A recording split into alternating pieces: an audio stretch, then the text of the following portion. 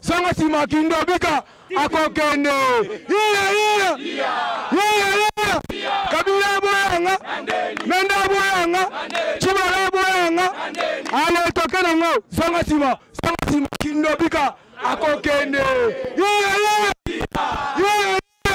Kabila boyanga, menda boyanga, chibala boyanga. Des Tshisekedi en tant qu'esprit.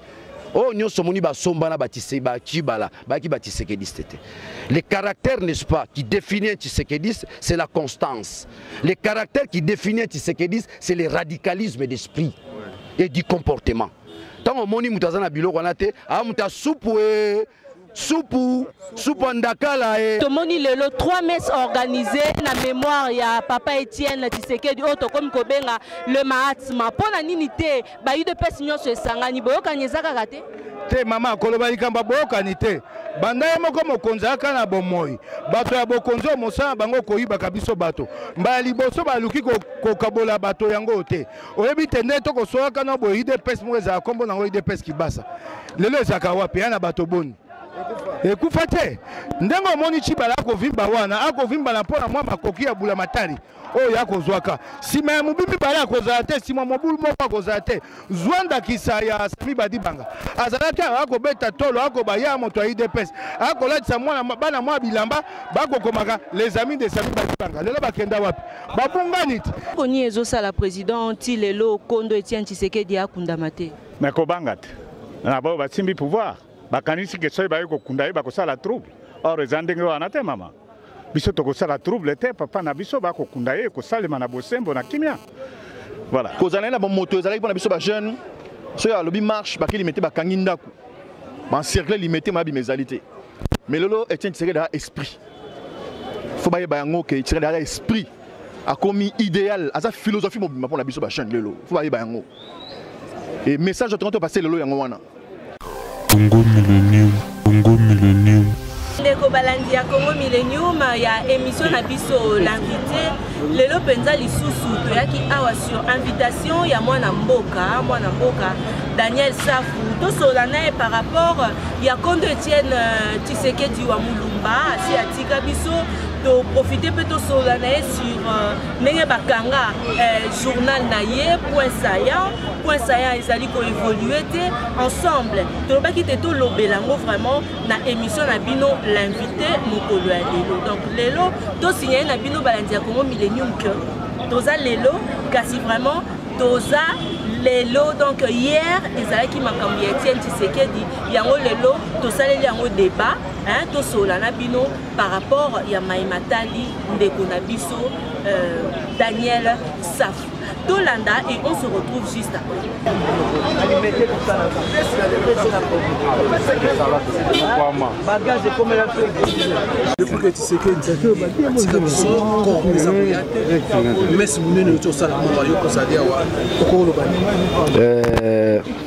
Elo Aroloba ezali journal de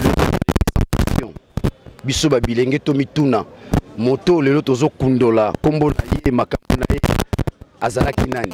Moi je l'ai dit, hein, c'est une occasion que je l'ai dit, Tshisekedi est assassiné. Tshisekedi est assassiné dans l'hôtel Sabino Tableau. Où est passé son médecin, mouton en retraité? C'est le docteur Ilunga. Nulle part ailleurs, ça ne peut que se faire au Congo. Kozanga Soni, il y a qui médecin Tshisekedi, au commis ministre, il y a gouvernement Tshisekedi combatté. Vous comprenez? Donc quand mon jeune frère ici, le petit homme ici en taille, comme on les Okimaboro et Dengaï, na fingité, non, faut pas citer les noms. Oh Nanio, oh Maki Tshisekedi Royate. Je ne cite pas son nom, il a la malédiction. Le petit homme là, un peu, en bon français on dit petit en taille. Hein? Ah, bon, vous comprenez? Sur Taliba Maloba, on a circuité, oui, il y a Komaki Mokolo, mais on a circuité la vie de Tshisekedi. Et je vous assure, l'absence de Tshisekedi s'est fait sentir, pas seulement à niveau IDPS, dans les pays aussi. On ne sent pas les avancées. Dans l'attente que sans City, on a obtenu notre pacte républicain, contrairement à ce qui disent, c'est ma constitution. Notre pacte républicain obtenu, n'est-ce pas, dans San City, mais c'est Tshisekedi wa Mulumba. Bakeba signé accord de cascade, Tshisekedi a promis. Ils vont revenir à la maison jusqu'à ce que nous avons obtenu l'accord global, n'est-ce pas, inclusif. À ce ces moments-là, ils allaient sur Yamouté.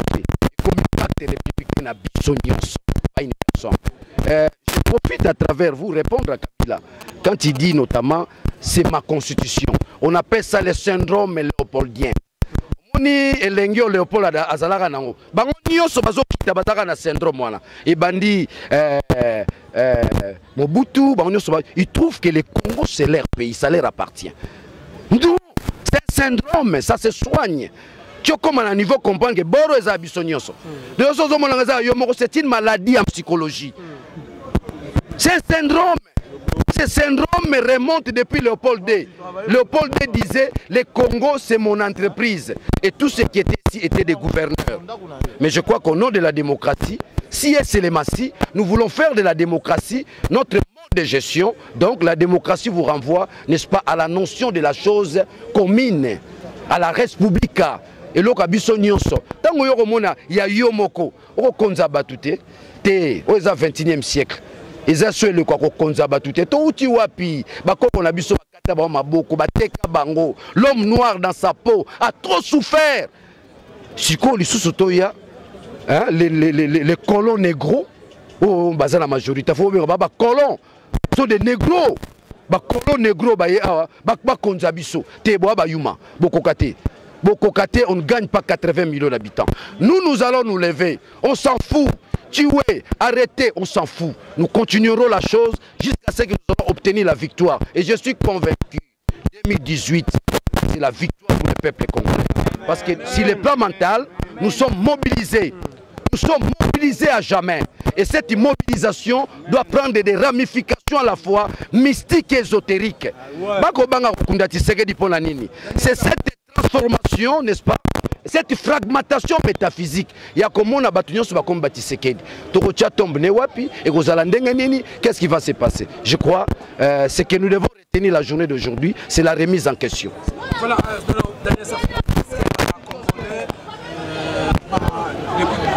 combat Tshisekedi, est-ce que la communauté déjà va intérioriser la valeur de Tshisekedi? Quand Kabila dit notamment non, nous avons nos avancées. Il y a une chose que Kabila ne peut pas nous arracher. C'est cette liberté d'expression, n'est-ce pas, nous avons conquis. Hein? Nous avons conquis et acquis, n'est-ce pas, depuis la conférence nationale souveraine. Nous en avons. On ne peut pas nous arracher cette valeur-là.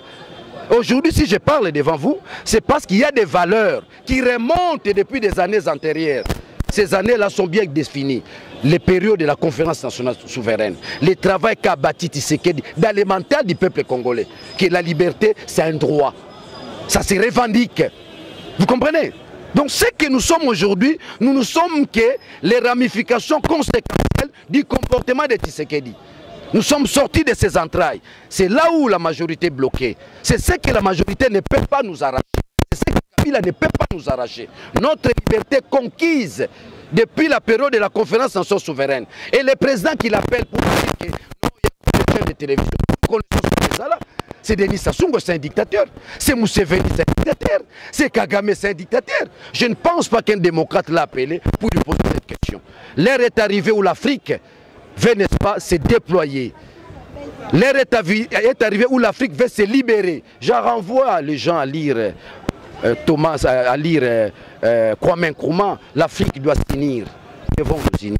Ce qui se passe aujourd'hui au Congo, les Congolais, ça doit intéresser les Togolais, les Gabonais. C'est un combat panafricain.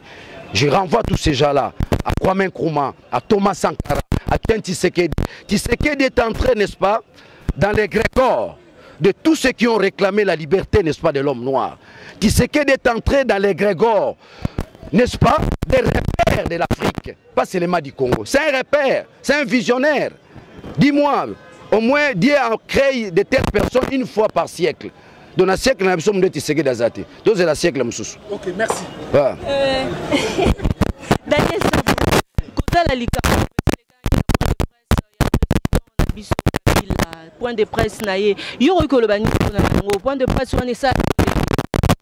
Je rappelle aux gens, na discours et kofo, na message n'est-ce pas, il y a cardinal.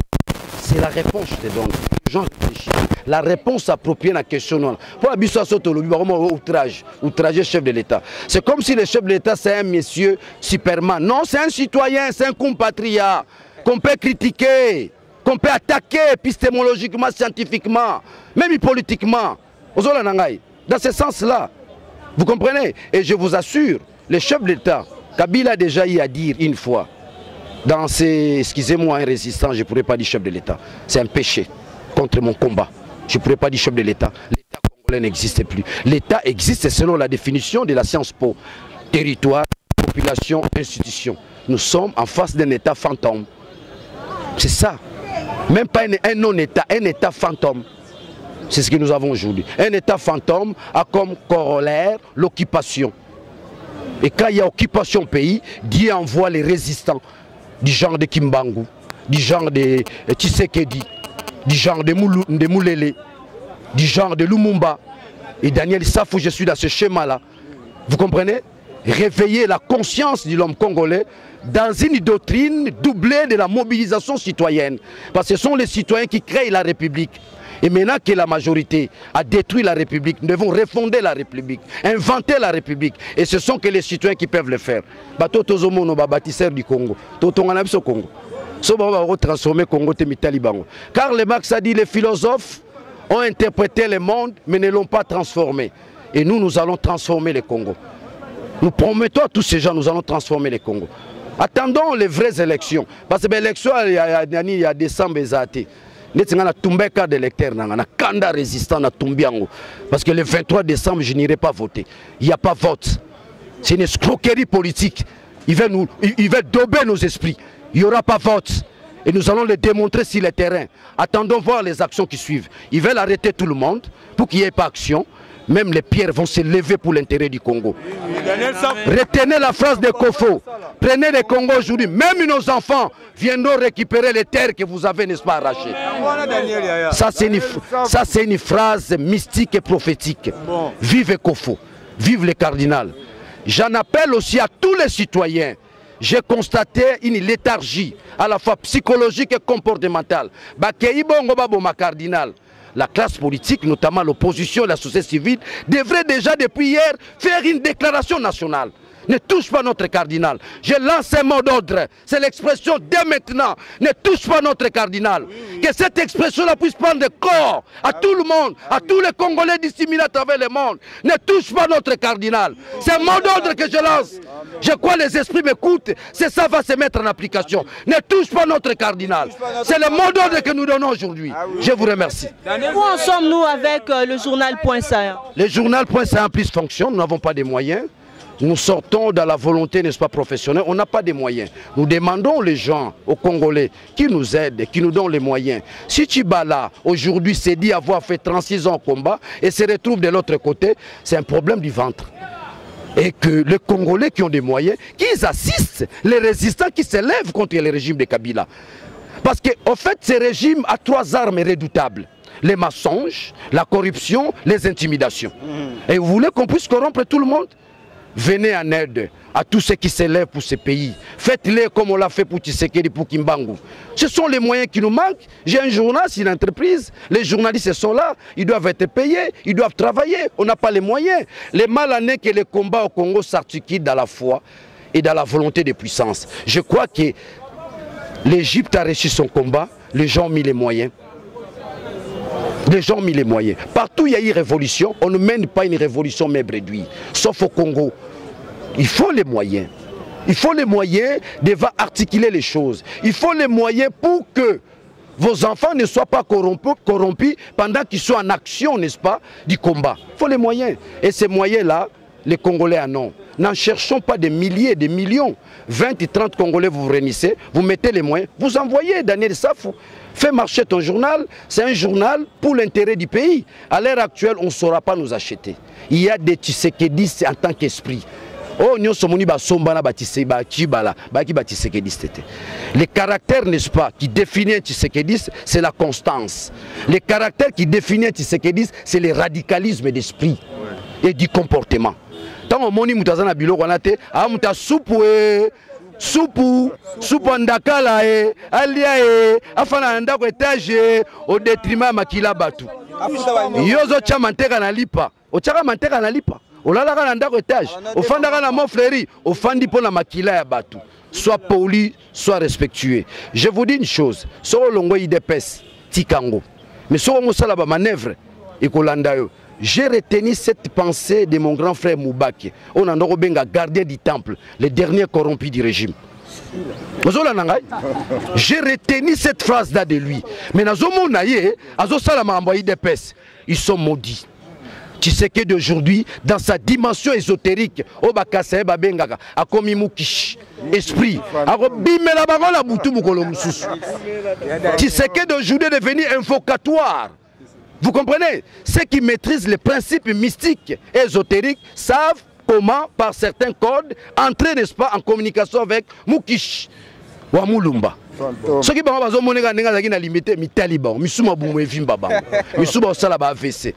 Borayote, même Ikibasa Maliba n'est pas fondateur de l'IDPS. Ça encore, c'est une autre escroquerie. Vous comprenez? C'est pas tous les 13 parlementaires qui créent l'IDPS. Il y a eu des gens, des Ngaloulais qu'on sort. Bato le bazo bimaka ba na supu mtezo bo mabiso yebisaka la mukideza soni ola mungi na tongo melitit na midio meli supu yango no tinga manango te. La vie aujourd'hui, il faut lire les temps. Il y a des mutations sociologiques qui s'opèrent. Nazo kama bata majorité ba mona ngote bakoko ni yang bazaka na bescroquerie otala batu bakotela nga na ndako inachevé. Ah mama na ngai tokobeta lisolo ba génération future ozola na ngai tokobeta lisolo ba génération future. Mais là on a regretté 2018 za victoire. Amen. Mutapesanga mawa eza nanga.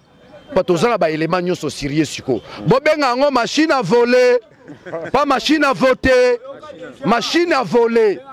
Tozala ba élément nyoso. Il n'y a pas un soubassement juridique. L'élection s'opère en mode électronique ou n'est-ce pas comment?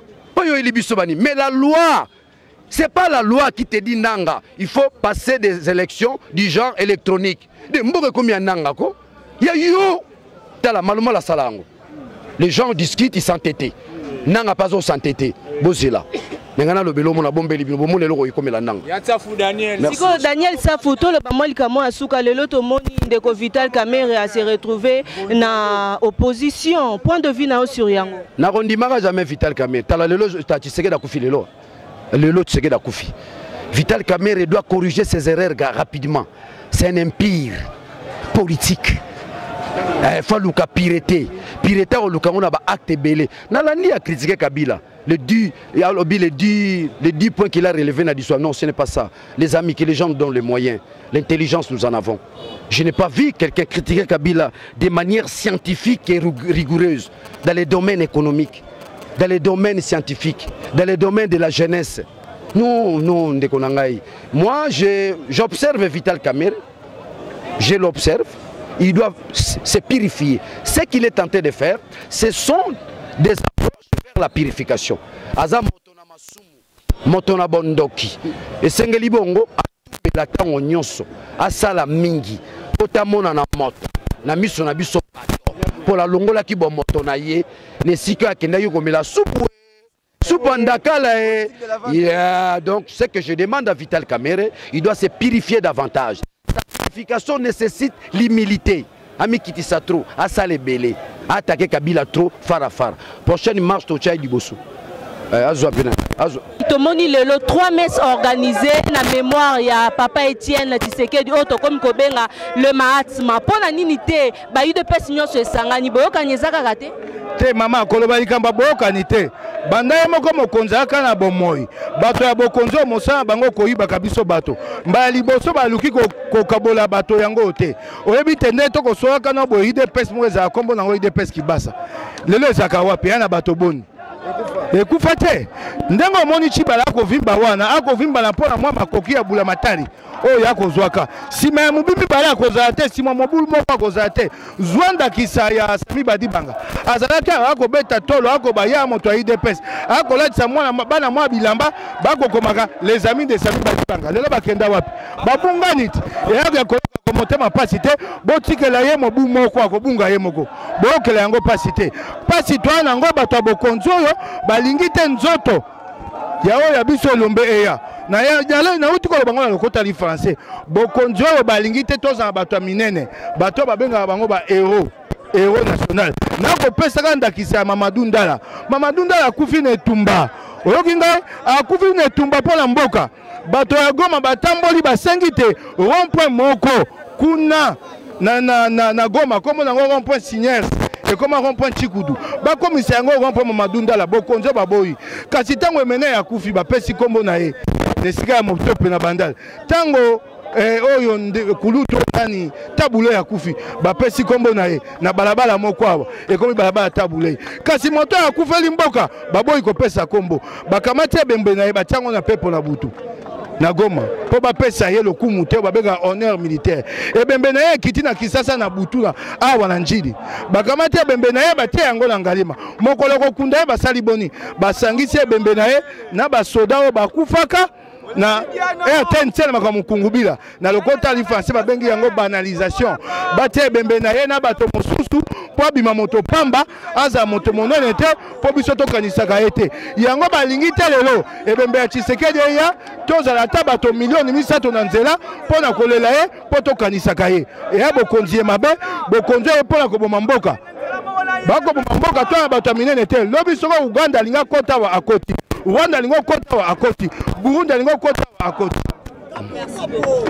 mukolo munene oyo ebongi biso bana Kongo banso na bokanisaka molimo ya Nkondo Tshisekedi ete tofukama po tokanisa elombe mobali wana po ya sala na mboka oyo efungola bana Kongo miso yenda alakisa biso nzela oyo babengi demokrasi yende oyo alobaki liboso penza ke état de droit eza na mboka na biso yende amemi biso ete kimia ekota na ekolo akufi kolela solo me papa akufi me atiki biso mibali po biso tozali ba oyo ye moko afabrikaki na nzungu na ye je me souviens na bane 82 jusque 92 nazalaki na cabinet na ye comme conseiller politique ngai na Tibala kota kuna te na bureau à primature te.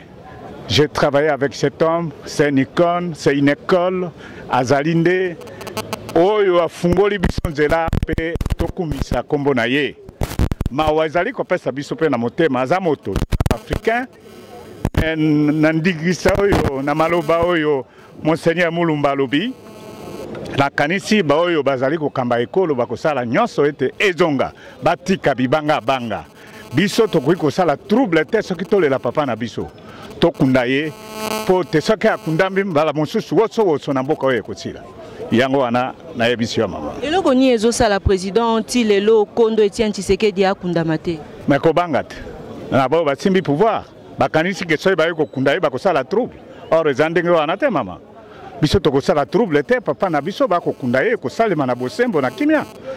Voilà, merci maman. Comme Inasuka, n'est-ce pas? Il y a une émission à Bisso, l'invité à Mokolo Lelo, au Penza Daniel Safou, à Bengisaki Bisso Tozaki, moi, journaliste Misatu, pour que tout son bitina makanisi par rapport, il y a Maïmazali Kolekana Penza Topeto Tolandi, Neneni a lobby sur vie politique, il y a Congo démocratique, vie politique pour Naya lobby que vraiment, Ezaki Toko derrière Bolandi Yango. Merci à toutes les mamans, maman Matilea, merci à toi, merci à Vieux Os au sang, au grand frère propre de Tatiana, au sang, au papa Dodi, Ben, Glory, P. Samuel.